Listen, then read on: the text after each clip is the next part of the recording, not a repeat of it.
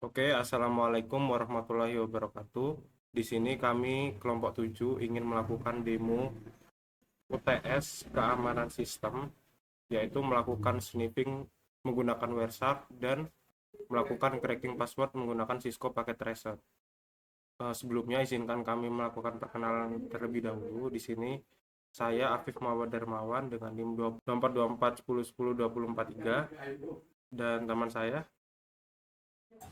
Saya Denny Suryanggara dengan NIM 242410102031. Saya Zakir Fadil Fatih Purnomo dengan NIM 242410102001. Oke, di sini bisa dilanjutkan melakukan sniffing. Di sini untuk sniffing menggunakan Wireshark ada ketentuan tersendiri, yaitu kita harus menyediakan dua guest OS di dalam VMware, yang mana salah satu guest OS itu akan bertindak sebagai telnet server dan salah satu dari lainnya itu akan bertindak sebagai telnet client.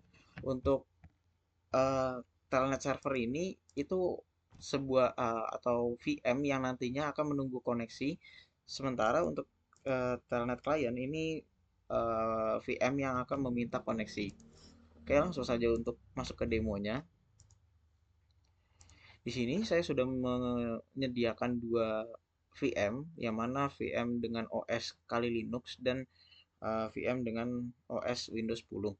Di sini yang bertindak sebagai client server yaitu Windows 10-nya. Oh, sorry. Uh, Telnet servernya yaitu adalah Kali Linux dan telnet uh, kliennya yaitu adalah Windows 10. Sini langsung saja. Di sini sebelumnya saya sudah mencoba-coba untuk melakukan telnetting. Oke, di sini untuk melihat status telnetnya sedang aktif atau tidak, kita bisa menggunakan sudo sistem CTL status dari OpenBSD inetd. Di sini terlihat jika statusnya adalah aktif dan running. Kalau belum running, kita bisa memulainya dengan start. Nah, di sini eh, otomatis si OpenBSD-nya ini akan di restart atau dinyalakan. Kemudian nanti si statusnya ini akan aktif. Mungkin untuk memeriksa lagi, kita bisa menggunakan status. Nah, di sini aktif dan running. Oke, sebelum saya melakukan telnetting, kita perlu tahu terlebih dahulu IP yang ada di dalam Kali Linux ini berapa dengan menggunakan IP A. Di sini terlihat jika IP yang kita dapat yaitu adalah 192.168.0.24. Eh, Lanjut ke dalam Windows, di sini Windows sendiri akan berperan sebagai telnet eh, klien ya. Dia yang akan meminta koneksi. Jadi si objeknya itu adalah si Kali Linux. Di sini cmd. Oke. Oke, di sini untuk telnet kliennya sendiri ini kita bisa pertama-tama kita bisa menginstalnya dengan DISM, kemudian online.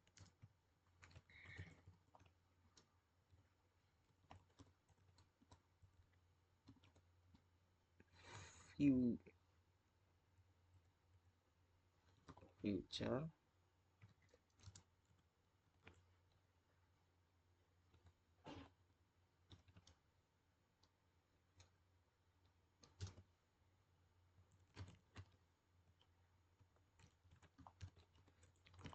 Kemudian telnet client. Nah, karena di sini saya sudah pernah menginstalnya, jadi di sini tidak perlu menginstal lagi. Kita langsung aja ke menggunakan command telnet dengan memasukkan oh sebentar, sebelumnya kita perlu mengaktifkan Wireshark-nya terlebih dahulu. Sini juga mengapa alasan saya pakai Kali Linux karena sudah integrated dengan tools Wireshark. Sini untuk menggunakan Wireshark sendiri, ini kita ke ETH0. Nantinya di sini semua IP atau semua lalu lintas dapat terrecord di dalam Wireshark ini. Di sini Wireshark-nya udah jalan, kita bisa lakukan telnetting dengan menggunakan IP dari Kali Linux 192.168.0.24. 0.24.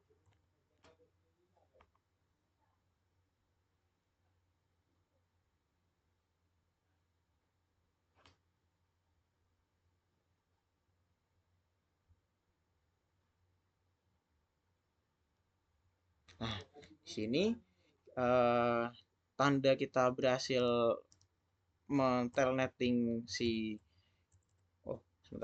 telnetting si Kali Linux, yaitu kita diminta login dan passwordnya. Di sini akan saya coba login. Nah, di sini terlihat jika kita bisa meremote si Kali Linux-nya. Kita coba ls. Nah, di sini kelihatan jika semua dokumen dan folder bisa terlihat. Di sini coba saya cd ke dokumen.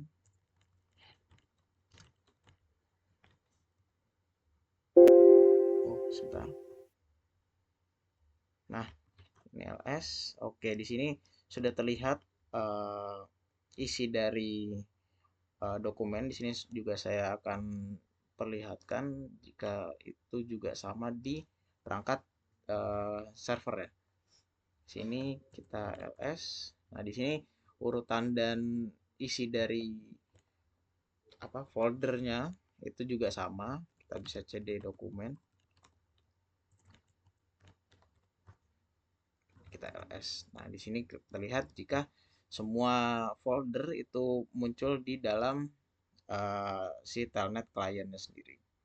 Sini untuk melihat lalu lintas jaringannya, kita bisa buka lagi ke Wireshark-nya. Ini kita stop. Nah, di sini kita bisa menggunakan bantuan filter dengan TCP stream, TCP port. Ini karena telnet sendiri ini berjalan di protokol 23 atau di port 23, sehingga kita bisa menuliskan port 23 di sini. Nah, di sini terlihat semua lalu lintas jaringannya, terutama dari telnetnya. Di sini yang terakhir kali mungkin bisa saya tunjukkan di sini. Di sini source-nya yaitu 192.168.0.24. Ini merupakan IP dari Kali sendiri. Untuk Windows-nya yaitu 0.20. Di sini caranya untuk melihat package yang dikirim, kita bisa menggunakan follow TCP stream. Nah, di sini terlihat jika di sini juga bisa kelihatan kalau kita bisa filter, misalkan login. Nah, di sini ada login dan di sini ada passwordnya juga. Misalkan tadi passwordnya saya change me. Nah, ini langsung terlihat password dari usernya itu adalah change me.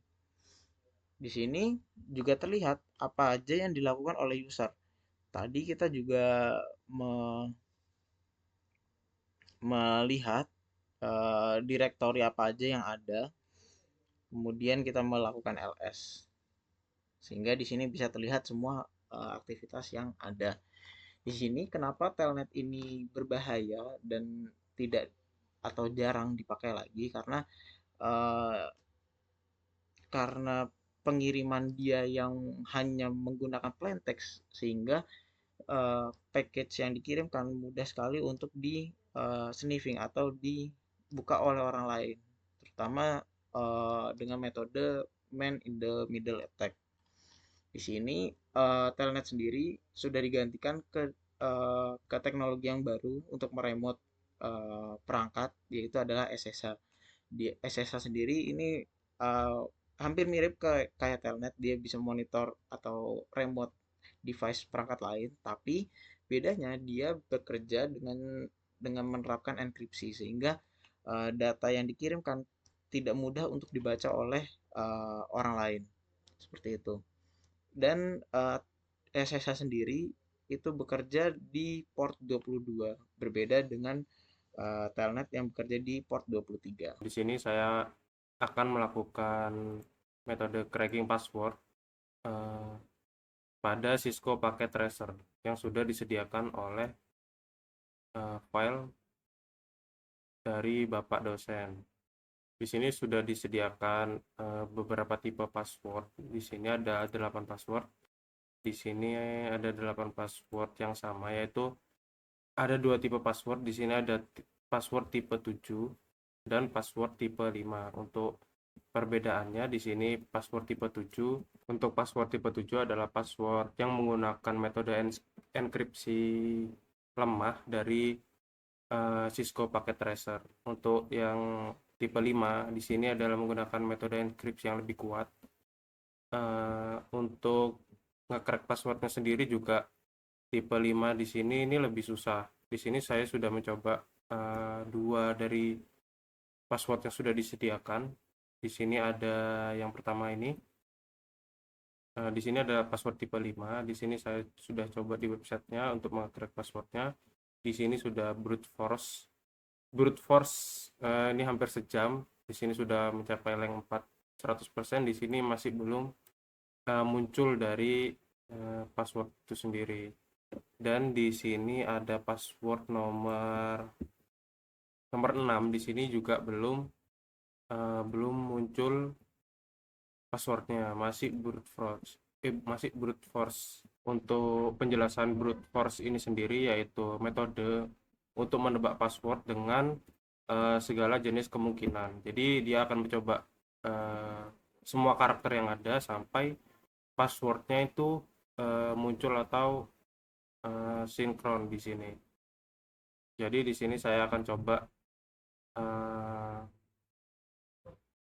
peragakan atau demokan. Di sini saya sudah menemukan ada contohnya. Di sini ada password tipe 7.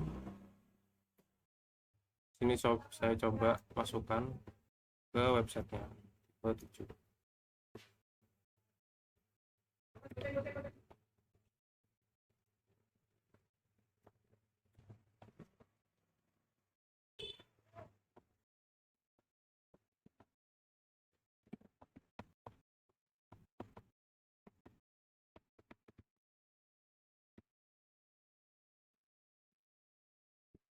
Nah, di sini setelah saya masukkan password tipe 7, di sini keluar plain text-nya ABCD. Nah, di sini saya sudah mencoba semuanya dan didapatkan untuk password tipe 7 ini berhasil semua, berhasil di crack. Yang pertama ada ABCD 1 2 3 sampai 8. Lalu ada di sini password. Nah, untuk yang tipe 5-nya sendiri, karena di sini menggunakan metode enkripsi yang lebih susah dari tipe 7, saya hanya berhasil memecahkan atau mengcrack 2 password saja. Yang pertama ada password yang nomor 8 di sini. Di sini saya dapatkan password cracknya. Lalu yang nomor 8 ada 1 2 3. Di sini yang nomor 1 masih brute force yang tadi. Lalu untuk yang nomor 5 ini passwordnya sama dengan nomor 1. Di sini masih brute force. Lalu yang nomor 6 juga masih brute force di sini. Jadi sekian dari penjelasan saya tentang cracking passwordnya. Sekian, assalamualaikum warahmatullahi wabarakatuh. Dan di sini kita akan melakukan praktikum cracking password yang kedua. Nah, di sini jika kita mengikuti modul, kita akan menggunakan tools LCP dan file yang akan di cracking itu ada passcapture.txt. Akan tetapi di sini kita akan menggunakan yang berbeda. Karena di sini untuk tools LCP sendiri itu terindikasi malware. Jadi daripada kita akan membahayakan laptop kita, jadi di sini kita menggunakan penggantinya yaitu Kraken V15. Dan untuk filenya sendiri, karena di sini kita tidak mempunyai file yang bernama passcapture.txt, jadi di sini akan kita gantikan dengan ini.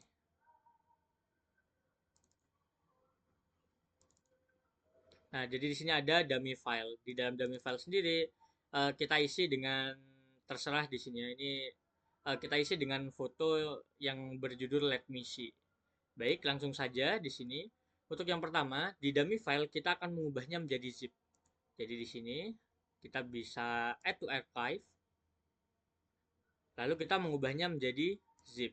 Nah, di sini uh, kita perlu mengset passwordnya. Jadi di sini kita perlu untuk apa? Kita perlu untuk mensimulasikan bagaimana caranya nanti kita akan melakukan brute force-nya itu di sini. Jadi di sini kita akan passwordnya ada 10, 12. Dan di sini juga kita masukkan 10, 12. Oke. Oke. Nah, di sini sudah terdapat. Untuk mengetahuinya, jika kita ingin melakukan ekstrak, nah di sini kita akan dimintai eh, password. Nah, ini bayangkan saja jika kita itu awalnya tidak mempunyai passwordnya. Jadi di sini caranya untuk brute force, kita bisa copy ini, lalu kita buka aplikasinya, yaitu Kraken V15 1.5. Lalu kita akan di recovery, baru kita melakukan paste pada file yang akan kita brute force. Kita paste. Nah, di sini sudah masuk. Lalu kita kembali dan kita jalankan Krakennya. Ketika dijalankan, maka ini yang akan terlihat. Jadi di sini kita tinggal agree aja, yes. Nah, lalu di sini kita akan menggunakan start new karena di sini kita akan membuat crackingan yang terbaru ya. Jadi kita tidak melanjutkan, kita membuat yang baru. Kita satu, enter. Nah, di sini ada dua pilihan yaitu compress file dan hashed password. Karena di sini kita itu tadi ingin membuka zip files, jadi di sini kita pilih yang nomor satu yaitu compress file.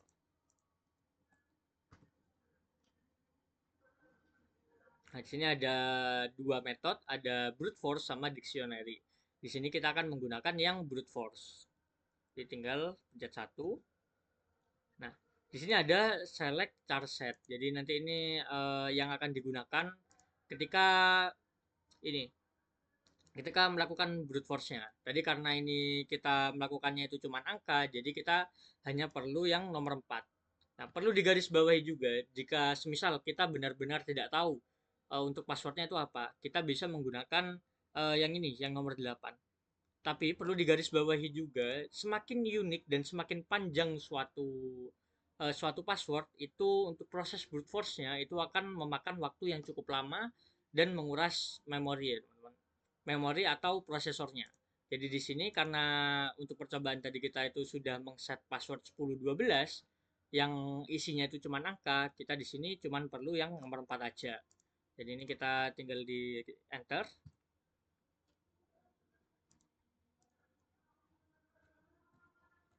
Udah, enter. Nah, terus ada password min length. Nah, di sini kita tadi itu untuk panjangnya sendiri itu 4. Nah, balik lagi seperti yang sudah dikatakan, semakin panjang suatu password, itu nanti brute force-nya akan memakan waktu yang cukup lama. Jadi kalau semisal kita tidak tahu, nah ini kita bisa isi dengan 10 atau berapa. Tapi di sini karena kita itu sudah tahu, jadi kita tinggal masukkan 4 aja. Lalu password max length-nya ini juga 4 ya. Karena ini max-nya tadi berapa. Dan ini bisa kita skip. Di enter, enter.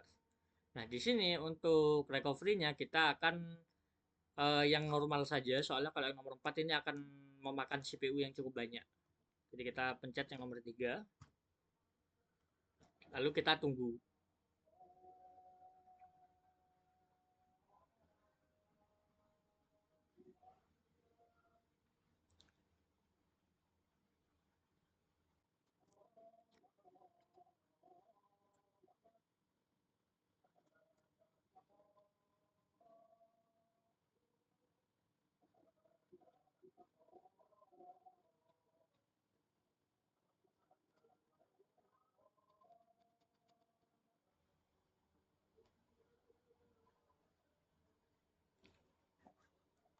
Nah, di sini udah muncul untuk passwordnya. Di sini udah terlihat ya. Jadi sesuai sama password yang kita buat tadi, yaitu 1012. Yang kita bisa copy aja. Dan di sini untuk ekstrak archive to desktop kita bisa melakukan yes. Nah ini, ini artinya dia sudah selesai. Dan juga untuk passwordnya itu juga bakal disimpan di dalam file ini, recovery password. Nah, ini sudah ada 1012, kita copy. Dan pada akhirnya kita bisa memasukkan passwordnya ini ke dalam ini zip filenya. Jadi sudah bisa kita ekstrak. Jika kita melakukan extract files, jadi dia akan dimasukkan ke, kita coba ke yang lain. Ini kita tinggal pilih dia mau dimasukkan kemana. Kita coba di dokumen, kita pencet OK. Dan di sini untuk passwordnya itu sama seperti yang tadi. Nah, ini udah sama, yaitu 1012 itu sudah sama seperti yang ditunjukkan oleh si Kraken-nya. Jadi kita tinggal pencet OK.